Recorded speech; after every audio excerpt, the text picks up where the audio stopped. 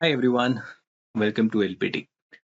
So guys, this is our second session on ratios and proportions. तो last session I hope you guys have gone through it. तो अगर आपने नहीं देखा है तो go through that session. तो वहाँ पे हमने बिल्कुल फंडामेंटल से बात किया है ratios, कैसे रेशियो आता है, what operations we can apply on the ratios and everything. Right? तो this is a continuation of that.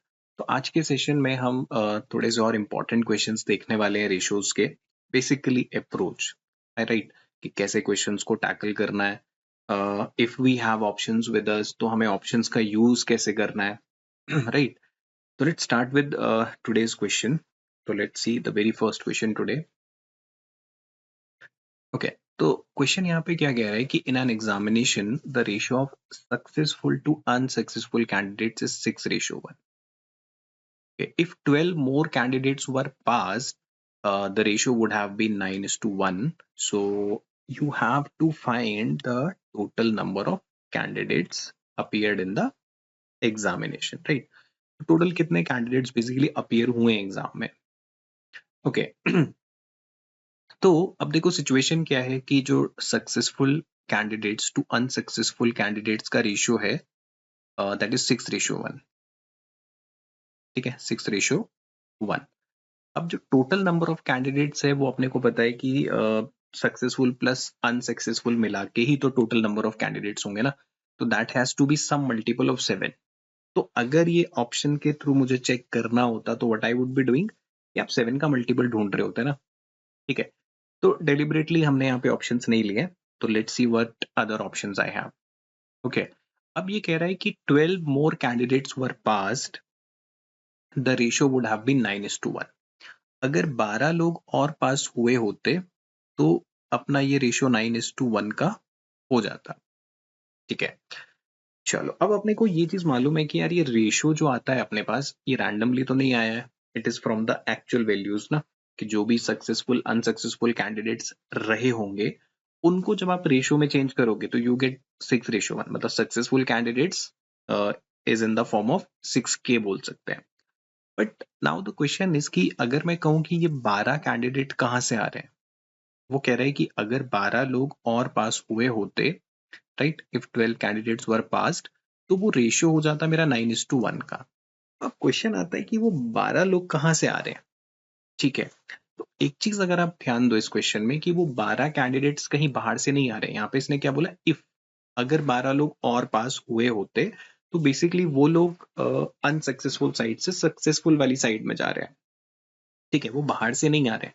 तो अगर हम एनालाइज करें तो इन दोनों सिचुएशन में क्या होगा, the total number of student has to be same ना. बिकॉज अगर आप इसको ऐसे विजुअलाइज करो कि देयर आर 25 कैंडिडेट्स जो कि पास हैं, 5 कैंडिडेट्स आर फेल्ड सपोज. अब मैं कहूंगा कि अगर दो लोग और पास हो जाते, राइट, तो दो लोग और पास हो जाते तो वो 27 हो जाते और यहाँ पे 3 हो जाता. तो इन बोथ सिचुएशन जो टोटल नंबर ऑफ कैंडिडेट्स हैं वो तो नहीं चेंज होगा ना, right? Because we are simply shifting 12 student from fail side या non unsuccessful side से आप सक्सेसफुल की तरफ भेज रहे हो. तो total has to be same in both the cases. तो अगर हम वही चीज रेशियोज में देखें, as per the ratio initially the number of candidates are 7. ठीक है, but when we shifted 12 people from this side to this side, तो अब अगर हमने टोटल काउंट किए तो ये कितना हो रहा है, 9+1 10. ठीक है, but it is not possible ना कि पहले 7 लोग थे and you have shifted some people तो टोटल बढ़ के 10 हो जाएगा. तो now the very first process is to make the total equal, है ना. इस टाइप के क्वेश्चंस में अपने को क्या करना है, टोटल इक्वल कर लेना है. तो टोटल 7 and 10 70 बना लेते हैं. Multiply this with 7 and multiply this ratio with 10, right. तो अब आप जैसे ही यहाँ पे 10 से मल्टीप्लाई करोगे और इधर 7 से मल्टीप्लाई करोगे, you will see that the number will align themselves. तो यहाँ पे 60 and यहाँ पे 10, right, 63 and 7. तो अब आप क्लियरली देखो कि how much is the increment in the total number of जो पास हुए हैं स्टूडेंट्स, उनमें 3 का इंक्रीमेंट है. और वो 3 आप देखोगे तो इस साइड से डिक्रीज भी हो रहे हैं.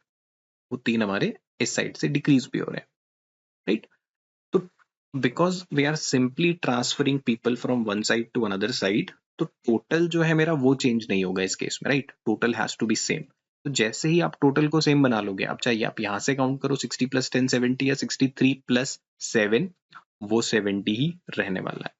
तो अब लेकिन यहाँ पे जो हमने नंबर एज्यूम किया उसके हिसाब से 3 जो है वो इक्विवेलेंट टू 12 होगा, बिकॉज ये क्या कह रहा है, if 12 more candidates were passed, तो 3 इज इक्विवेलेंट टू 12, तो जो 1 आएगा 1 इज इक्विवेलेंट टू 4।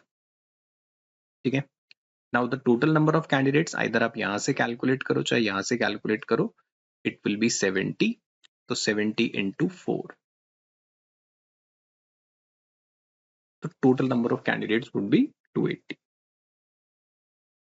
राइट? तो अपने पास ऑप्शंस होते तो see it is a multiple of 7, तो अपन 7 का मल्टीपल भी ढूंढ सकते थे, ठीक है, but if suppose there are more options जो 7 का मल्टीपल आ रहे हैं, तो in that situation what we can do, ये वाला वे, राइट?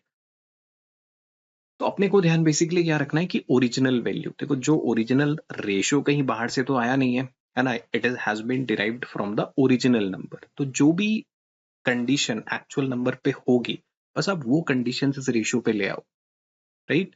तो जैसे ही आप इस पे टोटल इक्वल कर दोगे तो you will see that numbers will align themself, है ना, कि यहाँ पे आप देखो 3 बढ़ रहा है तो वो यहाँ से 3 कम होता हुआ भी दिख रहा है, और वही 3 को अगर हम 12 से रिप्लेस करते हैं तो 1 विल बी रिप्लेस्ड विद 4, तो total candidates either from this side और either from this side I will be getting 280, the total number of candidates would be 280. Right, so this is how we'll be doing such questions. Okay, चलो another good question, ठीक है। अब देखो ये question है, इसको will try to solve without getting into the variables. बिना variable के आपको बेसिकली यही सीखना है, how can I avoid the variables, right? तो जहां तक जितना पॉसिबल हो सकता है will try to avoid the variable. तो variable approach should be the last resort, जब अपने को लग रहा है कि ओके अब कुछ और टैकल नहीं हो पा रहा है, ऑप्शन से नहीं हो पा रहा है, then we'll try to use that variable approach, but उसको एकदम लास्ट रखेंगे। Right, now the ratio of the incomes of A and B is 3:4. Okay, तो दो लोग हैं अपने पास A और B, ठीक है। So we have two people A and B. The ratio of their incomes is 3:4. ठीक है, ये उनका इनकम का रेशियो अपने पास दिया हुआ है, and their expenses are in the ratio 4:5, और उनका जो एक्सपेंस का रेशियो है, the ratio of their expense is 4:5। ठीक है, 4:5 is the ratio of their expense. अब now we have if savings of A is 1/4 of its income, ठीक है।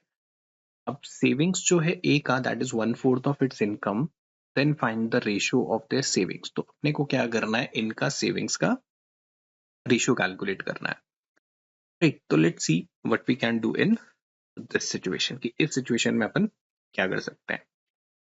ओके सी देखो, वेरिएबल वाला तरीका इज ऑलवेज देयर, कि लेट्स से कि अगर आप कह रहे हो कि इसका इनकम 3x है ना, अब अपने को ये मालूम है कि income minus expenditure will give me the savings ना। अगर आप 3x इसकी इनकम मान रहे हो ए की, राइट, 4x आप इसका इनकम हो गया बी का, एक्सपेंस की अगर हम बात करें तो इट इज 4y, है ना, इट इज 5y, क्योंकि दो अलग अलग रेशियो है तो इट्स नॉट नेसेसरी कि सेम वैल्यू कॉमन आया होगा।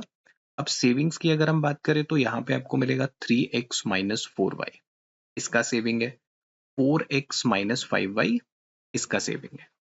तो अब वेरिएबल में जब अपन डील कर रहे हैं तो we have to solve it, कि अपने को पता है कि ये जो वैल्यू है, इसने क्या बोला है, जो ए का सेविंग्स है that is 1/4 of his income, right? तो ए का सेविंग्स था ये 3x minus 4y, it is equals to 1/4 of x, ये x का 1/4 है, right, 1/4 of 3x, sorry 1/4 of 3x। तो इसको सॉल्व करके फिर आप एक्स वाई में रिलेशन निकालोगे, देन आप सेविंग का रेशियो निकालोगे, तो that process will try to avoid, ठीक है। आंसर उससे आएगा, no doubt with that, but अब अगर मेरे को इसे विदाउट वेरिएबल करना है, let's see can I do it without variable, तो ये वाला तरीका तो इज ऑलवेज ओपन, ठीक है, ट्रेडिशनल मैथड ये तो हमेशा ओपन है। लेट्स सी कि हमें जो सीखना है बेसिकली कि can I solve it without getting into the variable. तो लेट्स थिंक, अब ये 3 4 एक्चुअली किसको डिनोट कर रहा है? It is actually denoting the incomes of A and B ना. दैट मीन्स कि whatever are those two numbers, एक 3 का मल्टीपल है, एक 4 का मल्टीपल है. Same we can say for expense. अब दिक्कत क्या है कि आई कैन नॉट डायरेक्टली से कि ये 3 माइनस 4 कर दूं और सेविंग्स निकाल देता हूं, है ना. अब यहाँ पे एक हिंट अपने पास क्या था कि जो सेविंग्स है ए का जो सेविंग्स है that is 1/4 of his income, right. मतलब कि अगर उसका सेविंग्स है 1 यूनिट तो उसका इनकम है कितना? 4 यूनिट. सो एक्सपेंडिचर उसका कितना हो जाएगा? 4 minus 1 3 unit is the expenditure, है ना. उसका जो एक्सपेंडिचर है दैट इज 3 यूनिट्स. तो अब अगर हम ए का फॉर ए, अगर आप इनकम और एक्सपेंडिचर का रेशियो देखो तो दैट इज एक्चुअली 4:3. ठीक है, इनका जो इनकम का एक्चुअल रेशियो है वो 4:3 है. तो कहने का मतलब ये है कि जो भी वो दो नंबर है, देखो इनकम और एक्सपेंडिचर, ये एक्चुअली 4:3 में है ए के लिए. ठीक है, यहाँ पे तो ये डायरेक्टली रिलेटेड नहीं है, दिस 3x 4x है तो ये 4y 5y है. बट इस रेशियो में आई कैन से कि ए का जो इनकम और एक्सपेंडिचर है वो 4:3 में है. ठीक है, तो अगर इन दोनों नंबर को मैं चेंज कर लूं 4:3 में, मतलब ये अगर ये 3 है 4 है, तो बेसिकली मुझे क्या करना है, इनको 4:3 में चेंज करना है, राइट. तो वो अपन कैसे कर सकते हैं कि द वेरी फर्स्ट स्टेप देखो हम सिर्फ क्या करेंगे, इनकम एक्सपेंडिचर को यहाँ पे ए का 4:3 बना देंगे. जैसे ही आप उसको 4:3 बना दोगे तो ये नंबर अपने आप अलाइंड हो जाएंगे. तो उसके लिए क्या तरीका रहेगा, द वेरी फर्स्ट स्टेप कि आप दोनों को पहले बराबर कर लोगे. ठीक है, तो if I multiply this with 4 and I multiply this with 3, तो इससे मेरे पास जो रेशियो निकल के आएगा that will be 12 and 16, 12 and 15. ठीक है, अब सी मेरा ओरिजिनल रेशियो नहीं चेंज होना चाहिए, तो इट इज स्टिल 3:4. ठीक है, इट इज स्टिल 4:5. ठीक है, बट नाउ अगर मैं इन इनकम और एक्सपेंडिचर को देखूं तो वो बराबर हो गया है. ठीक है, but I want them to be in the ratio 4:3. तो what I do, I again multiply it with 4, I multiply it with 3. अब आपके ये नंबर्स 4:3 में भी अरेंज हो जाएंगे. तो 12 4s are 48, 16 4 times 64, 12 3 times 36 and 15 3 times 45. अब आप देखोगे कि इसका जो इनकम सेविंग्स है दैट इज 12 यूनिट. क्या ये 48 का 1/4 है? Yes it is 1/4, right. अब आप देखो कि everything is aligned as per the question कि इसका जो इनकम है 3:4 का रेशियो है, इनका एक्सपेंडिचर का रेशियो 4:5 है. ठीक है, ये रेशियो भी 4:3 है, राइट. 12:4 12:3. और ये जो सेविंग्स है 12 दैट इज 1/4. और यहां से हम सेविंग्स निकाल देंगे डायरेक्टली किसका? बी का, राइट. 12:19. तो जो इनका सेविंग्स का रेशियो रहेगा that will be 12:19. That I can calculate directly.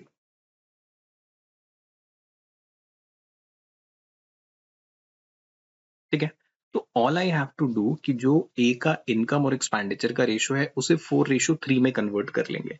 तो 4:3 में कन्वर्ट करने का व्हाट इज द प्रोसेस कि पहले आप बराबर कर लो. तो when I am making it equal, तो एक्चुअली मैंने इसको 1:1 में बना लिया. नाउ आप इसको जितने से मल्टीप्लाई करोगे ये उस रेशियो में मेरे को ऑटोमेटिकली मिल जाएगा. ठीक है, दैट इज 12:19 इसका आंसर रहेगा. अब देखो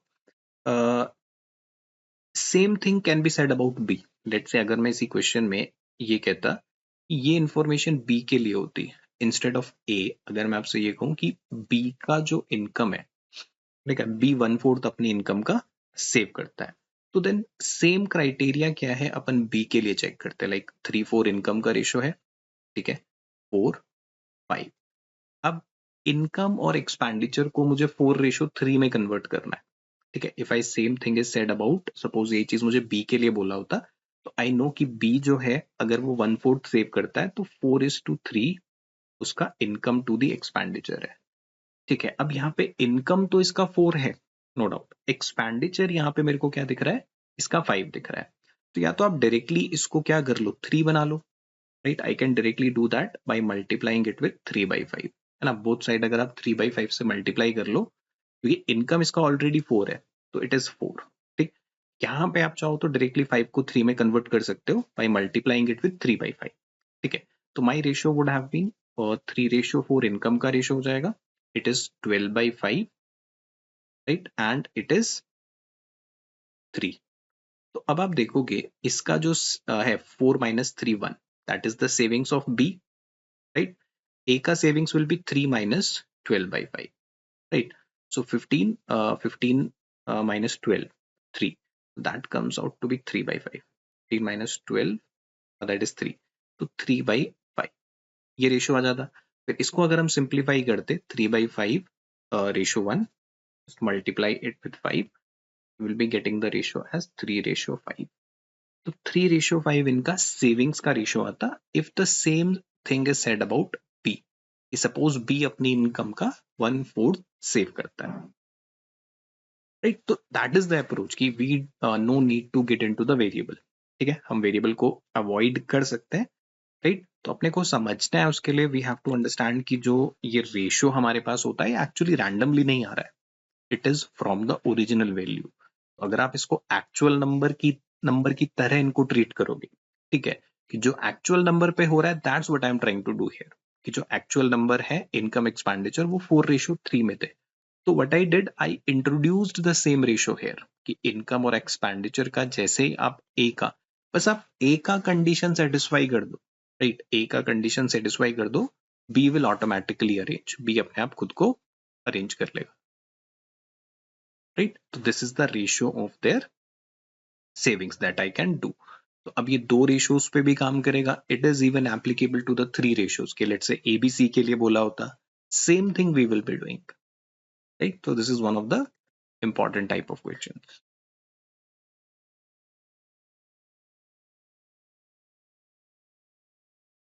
right? So approach is very important, how you are actually approaching the problem, that is very important, right? Let's look at this problem up, same another problem. Let's see what we can do with this. So what I have, the ratio of the salary of A and B 1 year ago is 3:2, okay। तो एक साल पहले ए और B की जो salary का ratio था that is 3:2 1 year back. Now the ratio of the original salary to the increased salary of A is 2:3. ठीक है, जो रेशियो है original salary to the increased salary of A, ये पर्टिकुलरली ए का है कि जो उसका लास्ट ईयर का सैलरी है और करंट ईयर का सैलरी है, that is in the ratio 2:3, and that of B is 3:4, और बी के लिए वो कितना 3:4। Now the total present salary of A and B together is 21,500, और जो उनका एट प्रेजेंट सैलरी है वो 21500 का है। तो then find the salary of B at present. तो करंटली बी का सैलरी कितना होना चाहिए? ठीक है, अब देखो इस सिचुएशन को अगर हम इस प्रॉब्लम को थोड़ा सा समझने की ट्राई करते हैं, तो A and B there are 2 people, ठीक है। इधर जो ए का सैलरी है वो 3 यूनिट है, बी का salary is 2 unit 1 year ago, ठीक है। This is the situation of 1 year ago, okay. तो ये अपने को पता चल गया कि ए और बी का जो इंडिविजुअल सैलरी है एक साल पहले वो 3:2 में है। अब अगर हम सिंपली ए की सैलरी को कंपेयर करें with his last year salary, अगर हम इंडिविजुअल ए की सैलरी लास्ट ईयर जो कि 2 यूनिट है, वो करंटली चेंज हो गया है 3 यूनिट्स में, राइट, 2:3। एंड जो बी का सैलरी है वो किस रेशियो में चेंज हुआ है? 3:4, है ना, 3:4 last year to the current year. अब ये सिचुएशन तो लास्ट ईयर का ही है, और अपने को जो उसका सैलरी का सम दिया हुआ है वो सम है करंट ईयर का, इस साल का, ओके। वो ए और बी का टुगेदर है। अब आप देखोगे कि ओके यहाँ पे सैलरी 3 यूनिट है, यहाँ पे सैलरी 4 यूनिट है, तो कैन आई से कि 3 + 4, क्या मैं डायरेक्टली बोल सकता हूँ कि ए और बी की जो करंट ईयर का सैलरी है वो 3:4 में होगा? I can not say that, है ना। ऐसा मैं क्यों नहीं बोल सकता? क्योंकि माइट बी, देखो अगर ये 2x ये 3x है, तो अब ये जरूरी नहीं है ना कि यहाँ पे भी x हो, it might be y, right. तो it is actually 3x + 4y का वैल्यू। तो आई कैन नॉट डायरेक्टली से कि जो करंट सैलरी है ए और बी का वो 3:4 में है। ठीक है, उसके लिए अपने को कुछ लिंक बनाना पड़ेगा। तो लेट्स सी कैसे वो लिंक बना सकते हैं हम। अगर अपन क्वेश्चन पे ध्यान दें तो see what I have this, this is the ए का सैलरी लास्ट ईयर, ठीक है 3, और ये भी तो ए का सैलरी है लास्ट ईयर का, और ये बी का सैलरी है लास्ट ईयर का, ये भी बी का सैलरी है लास्ट ईयर का, राइट। तो अगर मैं इसको 3 बना लेता हूं यहाँ पे, राइट, तब तो आई कैन डायरेक्टली कंपेयर ना, क्योंकि जो ए और बी की सैलरी है वो यहाँ पे डायरेक्टली रिलेटेड है 3:2, राइट। तो व्हाट आई कैन डू कि अगर मैं यहाँ पे 3 बना लूं, जो उसकी लास्ट ईयर की सैलरी यहाँ पे 3 यूनिट है, तो उसके लिए what I can do, I should multiply it with 3/2। तो जैसे मैं इसको 3/2 से मल्टीप्लाई करता हूं तो I get the ratio at 3:9/2। ठीक है, मैंने क्या किया, ए का सैलरी जो इस रेशियो में था उसी रेशियो को यहाँ पे इंट्रोड्यूस कर दिया कि अगर सपोज ए की सैलरी 3 यूनिट होती तो आज उसकी सैलरी कितनी होती, 9/2 होती, एज पर द इंक्रीमेंट। अगर मैं देखूं तो इंक्रीमेंट इज ऑफ 50%, है ना। तो यहाँ पे 3 का 50% बढ़ाया बेसिकली। सेम सिचुएशन यहाँ पे अगर मैं देखूं तो यहाँ पे सैलरी 2 है, तो लेट्स मेक इट 2 हियर। इसको मुझे करना पड़ेगा 2/3 से मल्टीप्लाई, तो it will become 2 and now it is 8/3, right. अब देखो बिकॉज यहाँ पर ये दोनों डायरेक्टली कनेक्टेड है ना, कि अगर ये 3x 2x है तो व्हाट आई डिड कि आई इंट्रोड्यूस्ड यहाँ पे 3x को, तो यहाँ पे 3 था, उससे मैंने कंपेयर किया कि अगर ए की सैलरी देखो, अगर उसकी सैलरी 2 रुपए थी लास्ट ईयर तब तो 3 होती, लेकिन अगर सपोज उसकी सैलरी 3 होती तो वो आज सैलरी कितनी होनी चाहिए थी, 9/2। इसकी सैलरी अगर सपोजिंगली 2 यूनिट होती तो आज इसकी सैलरी कितनी होनी चाहिए, 8/3। Now I can connect this to, A का और बी का जो करंट सैलरी का रेशियो है वो ये होना चाहिए, ठीक है। तो पहले मैं डायरेक्टली नहीं कनेक्ट कर सकता था इसको 3 4 को, बट हाँ, once I introduce this 3 and 2 here, अब मैं डायरेक्टली कंक्लूड कर सकता हूँ कि ए का और बी का तो करंटली उनकी सैलरी का रेशियो है दैट इज 9/2:8/3। तो let's connect it, 2 3 multiply this with 6, ठीक है। सो 2 3s are 6, 3 9s are 27 and यहाँ पे आ जाएगा 16, तो 27:16 ये इनका करंटली जो सैलरी है उसका रेशियो आ गया, ठीक है। लेट्स सॉल्व इट कि 27:16, अगर हम दोनों की सैलरी को ऐड करें आई एम गेटिंग 43, है ना, 7 + 6 13, 43। तो अगर ये 43 इक्विवेलेंट है 21,500 के, तो लेट्स कैलकुलेट बी का सैलरी विच इज 16 यूनिट, ठीक है। तो let's calculate the value of 16, so 21500 over 43 into 16, ठीक है। तो ये 43 का 5 टाइम्स होगा, 5354, हाँ 43 का 5 times, so 16 5 times is 80, so 8,000 rupees, 8,000 rupees would be the salary of B, current salary, ठीक है।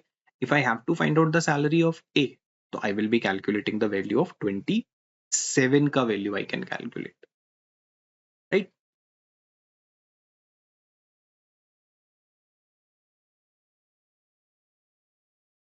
I hope the idea is clear। तो यहाँ पे you can go with the variable, ठीक है, that वाला option is always open, ये हम variable लेके जा सकते हैं, बट यहाँ पे आप थोड़ा सा सोचो, राइट। यही अपने को एग्जाम में करना होता है, that we have to make link, देखना पड़ता है how to form the link, link कैसे बनाना है दो अलग अलग सिचुएशंस के बीच में, राइट। तो वो लिंक अगर आपको एक बार दिखने स्टार्ट हो जाएंगे तो then you will find it easy, right, you will find it very easy to tackle the problems.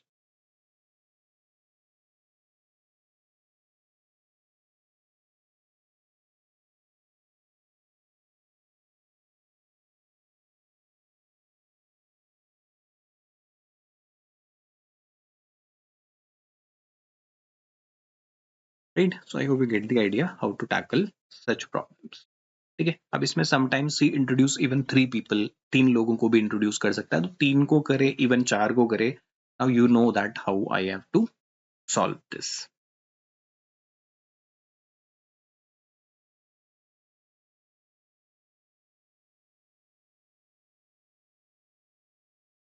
चलो फिर see this one, Pavan is twice as old as his son and 3 times as old as his daughter.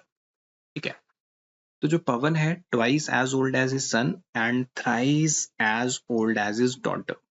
To find the ratio of the Pavan's age, okay, to his son's age when Pavan becomes twice that of his daughter's age. ठीक है, जब पवन क्या हो जाएगा, twice that of his daughter's age. ठीक है, तो you can take a pause और you can give it a try. ठीक है, फिर इस क्वेश्चन को देखो क्या कहना चाह रहा है वो, कि पवन जो है वो twice as old as his son, ठीक है, and 3 times as old as his daughter. तो बेसिकली यहाँ पे we have Pawan, let's write we have पवन, ठीक है, son and daughter. तो अब जो पवन है वो twice old as son, thrice old as his daughter. daughter से thrice है. If I write it like this कि son का age अगर 3 है, ठीक है, तो पवन का age twice होगा.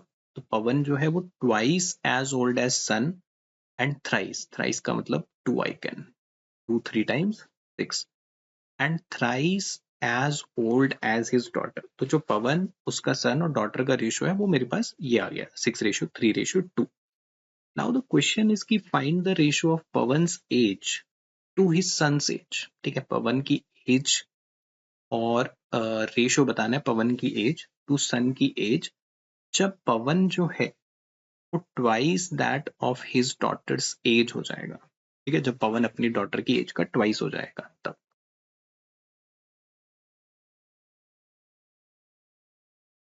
तो रेशियो वी हैव कि पवन सन और डॉटर का जो एज का रेशियो दैट इज 6:3:2. ठीक है, नो डाउट विद दैट. अब सिंस यहाँ पे अपने पास कोई वैल्यू नहीं है, ठीक है, बिकॉज अगर हम वैल्यू एज्यूम भी करना चाहें तो there are so many possibilities, right. In such situation अपन क्या करेंगे कि रेशियो बताना है पवन की एज टू सन की age when Pawan's age become twice that of his daughter's age, कि जब पवन की एज डॉटर की एज का डबल हो जाए. तो लेट्स से पवन की एज का जो let's say after x years और let's say after y year, let's say अगर हम पवन की एज को 6x मान लेते हैं एंड लेट अस अज्यूम जो डॉटर की एज है वो 2x है. तो let's say after y years, ठीक है, हमें क्या करना है कि जो पवन की एज है वो ट्वाइस हो जाए डॉटर की एज का. That means I want this ratio to be 2:1 ना. ठीक, let's say after x y years. तो अगर हम इसको सॉल्व करें तो I will be getting 6x plus y is equal to 4x plus 2y. यहाँ से I will be getting 2x is equals to y. ठीक है, तो ये अपने को मिला यहाँ पे कि y is equal to 2x. तो that is a relation between कितने साल बाद की, मतलब जो y है this after this many years, जो पवन की एज और डॉटर की एज है वो 2:1 में हो जाएगी. ठीक है, अब उस टाइम पे अगर हम बात करें कि पवन की एज कितनी होगी, पवन की एज तो चलो 6x प्लस वाई है एंड जो सन है सन इज 3x, उसकी एज उस टाइम पे कितनी हो जाएगी, ये रही होगी आफ्टर y years. ठीक है, अब सिंस अपने को रेशियो निकालना है तो what I can do, let's substitute y की जगह 2x, सो प्लस 2x और यहाँ पे अपने पास 3x प्लस 2x. ओके, तो ये बन जाएगा अपना 8x एंड ये आ जाएगा 5x, राइट. तो वो रेशियो मेरा कितने का आ जाएगा, 8:5. ठीक है, तो पवन और उसकी सन का जो एज का रेशियो है that would be 8:5 eight the time जब उसमें डॉटर की एज क्या होगी, ट्वाइस होगी.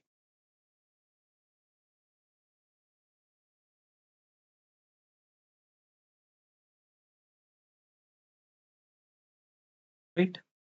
तो यहाँ पे we can not even use options, ठीक है, because we do not have any absolute figure भी नहीं है अपने पास यहाँ पे and can not be determine is there, है ना. तो दैट इज ऑल्सो कि क्या ये पॉसिबल है या नहीं, तो that also we have to check. इसके लिए we can say okay 8:5.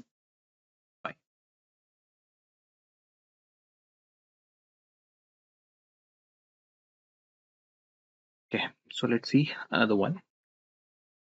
Now, this problem says that a man distributed a sum of 5,45,000 among his 4 daughters, okay, such that 6 times the share of the first daughter, 4 times the share of second daughter, thrice the share of the third daughter, and twice the share of the fourth daughter are all equal.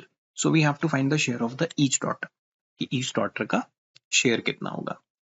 ठीक है, तो the man has a 4 daughters हैं उसके पास, जिनको वो distribute करना चाहता है ये 5,40,000 को ही wants to distribute among his 4 daughters.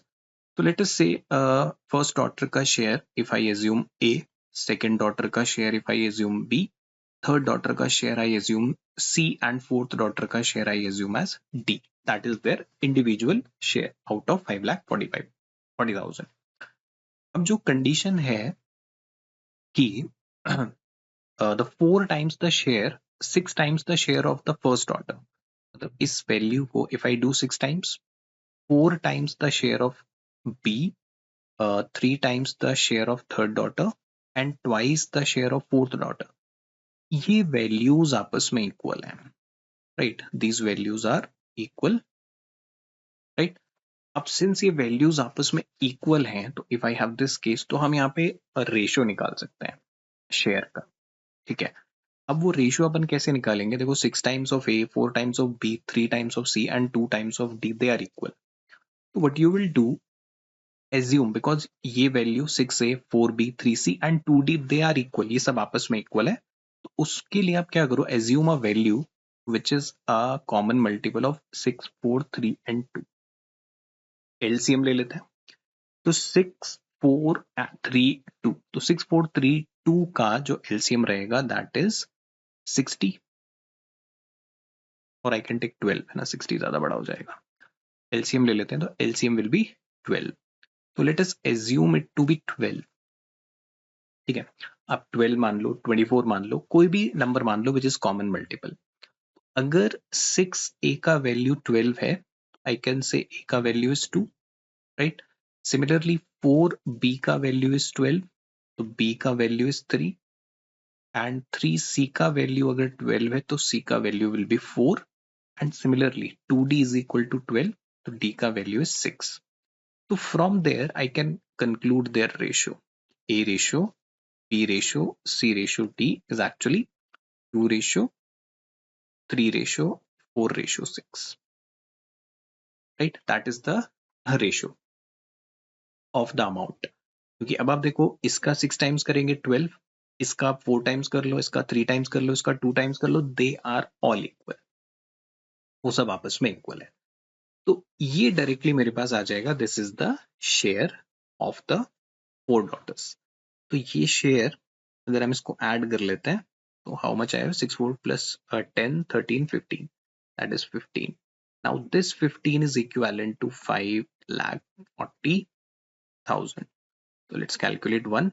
15 3 times 45, 15 6 times 90, so 36,000. ठीक है, 36,000 is the value of one. तो अब we can calculate the share of every daughter. First daughter का शेयर कितना था, 2, so 2 into 36k, 72k, right, 72,000. अगर B का share we want to calculate 3 into 36k, right, 36 into 3 is 108,000. Third daughter का share would be 4 into 36, that is 144, and fourth daughter का share would be 6 into 36k, so 216,000, right. So this is how we can calculate the share of the individual daughter, right. So whenever इस type का case आता है तो वो how it doesn't matter if I have 4 और 5 और कितनी भी वैल्यूज हो, तो एज्यूम अ नंबर, ठीक है, विच is a common multiple of the coefficient 6, 4, 3, 2. उसको अपन ने क्या ले लिया, ये this is the LCM. Take LCM और take any other common multiple, and वहां से we can directly evaluate the value of ABCD. तो वो एक्चुअली क्या आ जाएगा, मेरे पास रेशियो निकल के आ जाएगा डायरेक्टली. तो जो अमाउंट इन चारों में डिस्ट्रीब्यूट हुआ है that is in the ratio 2, 3, 4, 6. ठीक है, if I add it which is 15 is equivalent to 5,40,000. तो वहां से रेशियो में जो 1 है that is equivalent to 36,000 and then calculate 2 3 4 6 या जो भी उसने पूछा होगा that we can accordingly calculate.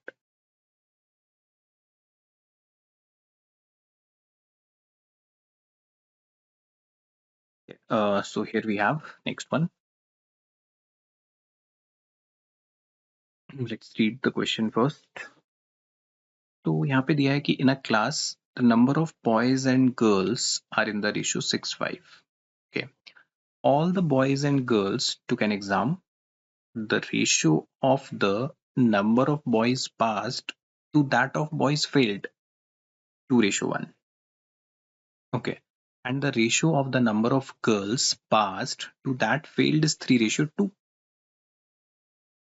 Okay. If the total number of students failed in the examination is 28, then what is the total number of students in the class? ठीक है. Total number of students class में क्या होंगे? I have options also. अब जैसे ही मुझे दिखता है कि क्लास में जो बॉयज हैं और गर्ल्स हैं उसका उनका जो रेशियो है वो 6:5 है. ठीक है. तो वन थिंग इज क्लियर कि answer has to be some multiple of 11 ना, because 6+5, but all the 4 options are multiple of 11. ये चारों ही अपने क्या है 11 के मल्टीपल है. ठीक है. तो you can check one by one, आप सारे ऑप्शन पे ये कंडीशन लगा सकते हो. ठीक है. That is one approach, because directly eliminate करने का we have no other way, right. तो वन ऑफ द वे कि आप लेट्स से यू पिक 77, फिर उसमें से 6:5 में उसको ब्रेक करो. ठीक है. अगर लास्ट में फेल्ड वाला टोटल 28 आ जाता है तो वो आंसर होगा. बट उस केस में भी क्या होगा, you have to check all the option. में भी हो सकता है अगर फोर्थ वाला ऑप्शन सही हुआ and you are going from 1 2 3 4 तो थोड़ा सा टाइम टेकिंग हो सकता है. ठीक है. सो व्हाट इज बेटर कि आई हैव बॉयज 6:5. तो आप बॉयज को मान लो क्लास में there are 6 boys and girls there are 5. ठीक है. अब ये कहता है कि जो बॉयज हैं अगर हम वहां पे देखें पास और फेल का, पास और फेल वो किस रेशो में है, 2:1 में. ठीक. And from the girls, girls में अगर हम पास फेल का रेशो देखते हैं तो दैट इज 3:2.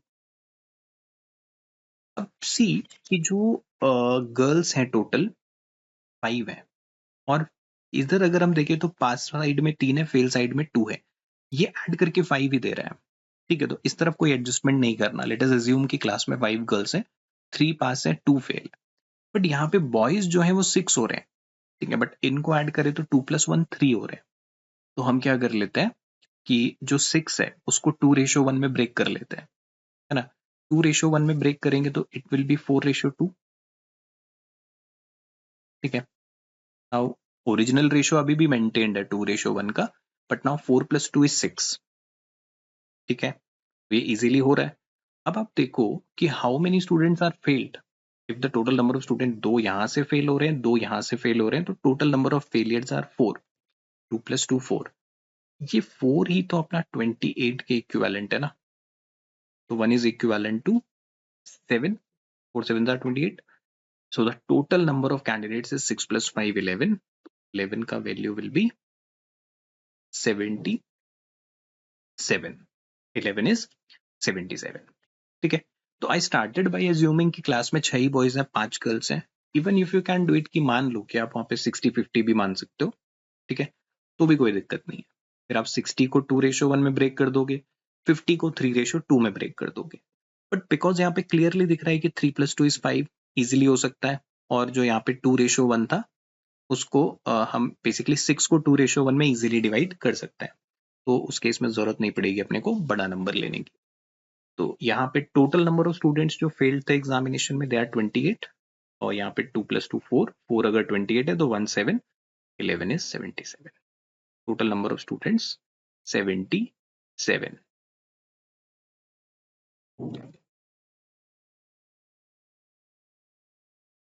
Right?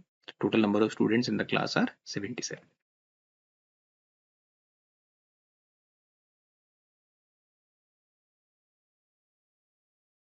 ओके. फिर अगला क्वेश्चन अपने पास एक एजिस से आया है. तो क्या कहता है ये question, the ratio of the present ages of Varun and his son 13:4. Okay. After 15 years, Varun's age will be twice his son's age. ठीक है, 15 साल बाद twice हो जाएगा. If Varun's wife's age was 30 years when her son was born, ठीक है, वरुण की जो वाइफ है, she was 30 years when her son was born, then find the present age of Varun's wife. तो वरुण की वाइफ का प्रेजेंट एज क्या होगा, अब ये अपने को बताना है. ठीक है, अब I have options here. Let's say the पहला approach, if this can be solved through the options. तो what we have वरुण, ठीक है, and वरुण का सन. एज का रेशियो इज 13:4 का है एट प्रेजेंट. ओके, अब ये कहता है आफ्टर 15 ईयर्स, 15 साल के बाद जो वरुण का एज है that will be twice age of his son. अब सी हम यहाँ पे लेट्स सी, अगर ऑप्शन से हम इसको एलिमिनेट करना चाहते हैं, हमें प्रेजेंट एज बताना है वरुण की वाइफ का. तो एक चीज देखते हैं कि देखो, जब वरुण की वाइफ की एज जो है वो 30 ईयर्स है when her son was born. ठीक है, तो दैट मीन्स कि जब वरुण की वाइफ 30 ईयर्स की थी तब सन कितने का है, 0, बॉर्न हुआ है जस्ट. ठीक है, और करंटली जो सन है वो उसकी एज 4 का एक मल्टीपल है ना. अब अगर मैं फर्स्ट ऑप्शन उठाता हूं कि लेट्स से कि अगर वाइफ की एज सपोज 42 ईयर्स है, तो क्या मैं कह सकता हूं कि सन की एज विल बी 30. 12 साल बाद की बात होगी ना, ये तो सन 12 साल का होगा, राइट, क्योंकि at the time of the birth of the son Varun's wife was 30 years old. तो अगर आज वो 42 years की है तो सन 12 years का है. ठीक है, ओके, तो प्रेजेंट एज अपने को वरुण की वाइफ की बतानी है. ये मल्टीपल है 4 का, है ना, तो दैट ये आंसर हो सकता है.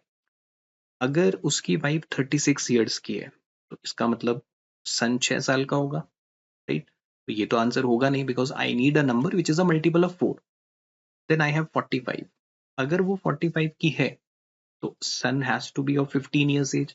तो अब देखो अगेन 15 भी is not a multiple of 4 ना, तो ये भी आंसर नहीं हो सकता. अब ऑब्वियसली देखो 12 साल वाला तो बिल्कुल ही एब्सर्ड ऑप्शन है ना, क्योंकि 30 years के टाइम पे उसका सन हुआ था, तो अभी 12 साल की तो नहीं होगी. तो आई कैन मार्क कि हाँ, ये 42 वाइफ की अभी वाली एज हो सकती है ना, बिकॉज लॉजिकली सोचो कि अगर जब सन बॉर्न हुआ था तब वो 30 years की थी, तो अगर आज वो 42 years की है तो उसका सन 12 साल का होगा, और वो मल्टीपल है 4 का, तो that can be my answer. अगर उसकी प्रेजेंट एज 36 है तो उसका सन कितना हुआ, 6 साल का, क्योंकि 30 years पे वो बॉर्न हुआ था, तो आज वो 36 की है तो उसका सन 6 year का होगा, which is not a multiple of 4. तो आप इसको रूल आउट कर सकते हो. सेम गोज विद 45 कि अगर वो प्रेजेंटली है, क्योंकि ऑप्शन में तो उसकी वाइफ की प्रेजेंट एज ही दी हुई है ना, तो वो 15 साल का होगा उसका son, again not a multiple of 4, तो ये भी रूल आउट. और 12 वाला तो हो ही नहीं सकता ना. ठीक है, तो this is how we can use elimination, option elimination method को आप कर सकते हो. तो इट डिपेंड्स ऑन थिंकिंग कि आप देखो, ओके ये डेटा दिया है, जो पूछा है उसको बैक ट्रैक करने की कोशिश करो, तो यू विल गेट इट, है ना. अदरवाइज हम क्या करेंगे कि लेट्स से वरुण का एज इज 13x, ठीक है, और सन का एज इज 4x. अब वो कह रहा है 15 साल के बाद वो डबल हो जाएगा. दोनों में अगर हम 15 ऐड कर देते हैं तो वो रेशियो कितने का हो जाएगा, 2:1 का, राइट, 2:1 का हो जाएगा. आइदर यू सॉल्व इट, है ना, कि I have 13x plus 15 is equal to 8x plus 30. So 13 minus 8 is 5 and 13 minus 50 is 15. x का वैल्यू will be 3. अगर x का वैल्यू 3 है तो सन का as will be 4 into 3 which is 12.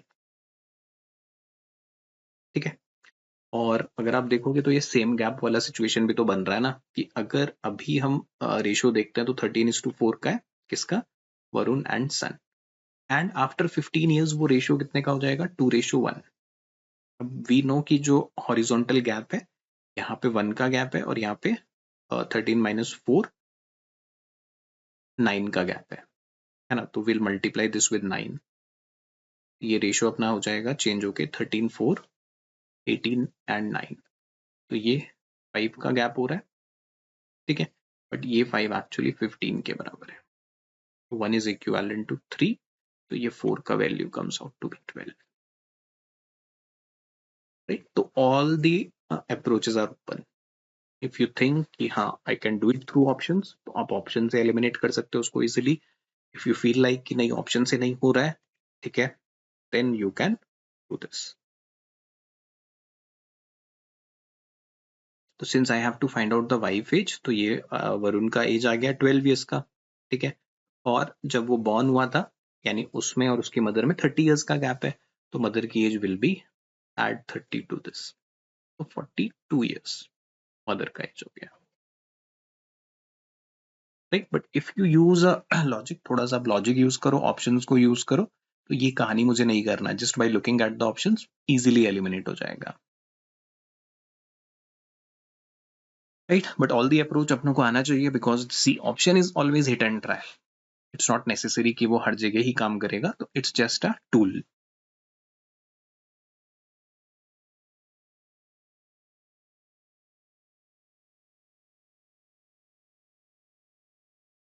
So another one, ये सिचुएशन क्या कहता है, we have in an examination the number of those who passed and the number of those who failed were in the ratio 4:1. Okay, if 35 less had appeared and the number of failures were 9 more than earlier, the ratio of students who passed to the number of students who failed would have been 2:1. So we need to find out the total number of candidates who appeared in the examination. ठीक है, तो obviously अगर हम पहले देखें तो पास और failed जो कैंडिडेट्स हैं उनका रेशियो 4:1 का है. ठीक है, अब सिंस ऑप्शन होते तो I would have checked multiple of 5, but वो कह रहा है कि अगर 35 लेस हैड अपीयर्ड, ठीक है, अपीयर कौन से होंगे, सभी हुए होंगे पास फेल मिला के, तो 35 लेस हैड अपीयर्ड. ठीक है, 35 less had appeared and the number of failures were 9 more than earlier. Failures जितने पहले थे उससे 9 ज्यादा होते, number of failures would have been 9 more than earlier. तो ratio of the students who passed to the number of who failed would have been 2:1. तब वो ratio कितने का होता, 2:1 का होता. ठीक है, let's tackle it. अब see, if I assume कि 4x are the number of students जो pass थे, तो x will be the number of students who were not passed. ठीक है, if I say कि 4x मान लेते हैं, 4x are the number of students they are passed and x जो थे वो fail थे. See, 35 less had appeared and the number of failures were 9 more than earlier. अब आप देखो इस साइड तो 9 लोग बढ़ रहे हैं, है ना, इस साइड 9 लोग बढ़े हैं, जो फेल थे उस साइड 9 लोग बढ़ रहे हैं, बट 35 लोग कम अपीयर हो रहे हैं और इस साइड 9 आ रहे हैं, तो बेसिकली वो 35 जो कम हुए हैं वो यानी पास वाली साइड से ही होंगे, क्योंकि अगर फेलियर वाली साइड में 9 लोग बढ़े हैं, वो 9 लोग कहीं बाहर से तो नहीं आए ना, वो हमने सिंपली ट्रांसफर किए हैं. ठीक है, वो 9 लोग पास वाली साइड से आए होंगे और 35 लेस अपीयर हुए होते, तो ये 35 और कम हुए हैं, मतलब 44. तो टोटल जो 44 लोग हैं वो यहां से 44 कम हुए होंगे ना, से टोटल 44 कम हुए होंगे और वो रेशियो कितने का है, 2:1 का है. That ratio is 2:1. ठीक है, अब वो 35 हमने फेलियर साइड में से क्यों नहीं हटाए, क्योंकि वो कह रहा है नंबर ऑफ फेलियर्स वर 9 मोर, मतलब 9 लोग बढ़ जाते उस साइड, तो जो रेशियो होता फिर students who failed number of pass to fail is 2:1. तो इसको अगर अपन सॉल्व करते हैं तो I will be getting 4x minus 44 is equal to 2x plus 18. राइट, तो 2x बचेगा यहाँ पे 62, x would have been 31. x का value is 31, total number of candidates would have been 5 into 31, 5x ना, 4x plus x 5x, which is 5 into 31, 155. उस situation में जो मेरा आंसर रहता that would have been 155.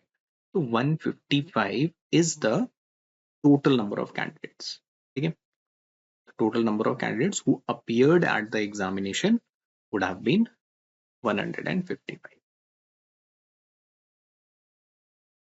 Right? 155 would have been the total number of candidates. Right. Okay, so in the end, we'll discuss a little bit proportion का थोड़ा सा idea I will give you. ठीक है? What is proportion? Okay. So let's talk a little bit about proportions. थोड़ा सा हम proportions को देख लेते हैं.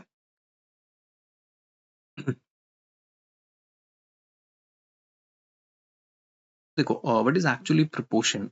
See, when I have, let's take a number like 2 I have, 6 I have, ठीक है, 3 I have, 18 I have,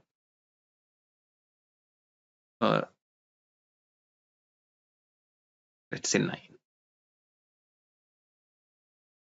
ठीक है. If you take a look at these numbers 2, 6, 3, 9, तो आप क्या देखोगे कि अगर मैं रेशियो निकालूं 2 और 6 का, फर्स्ट और सेकंड का, you will get it be to be 1/3, right? Similarly, अगर अपन रेशियो देखते हैं 3, 9 का, तो I will get it as 1/3. So if the ratio of the first and second is equal to third and fourth, तो हम कहते हैं कि they are in proportion, right?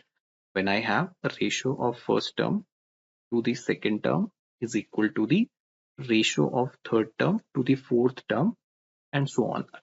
They are equal, we say that they are in proportion.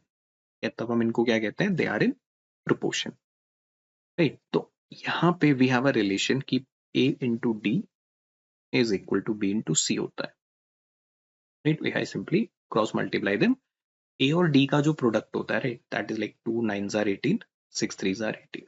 ये हमेशा equal मिलता है. यहाँ पे जो D होता है मेरा, this D is known as fourth proportion. D का एक स्पेसिफिक नेम अपन यूज करते हैं, fourth proportion, right? So if I have to find out fourth proportion, तो generally question में क्या होगा? This term is missing. आपको दिया होगा 263 and find the fourth proportion. तो fourth proportion is basically this term we are talking about. उसके लिए अपने को सिंपल सा ये रिलेशन याद रखना है, AD is equal to B into C, right? Then we have a term, एक term यहाँ पे और हम यूज करते हैं, that is continued proportion. The term we use, that is continued proportion. What is this continued proportion? Let's say I have 2/3, right? And it is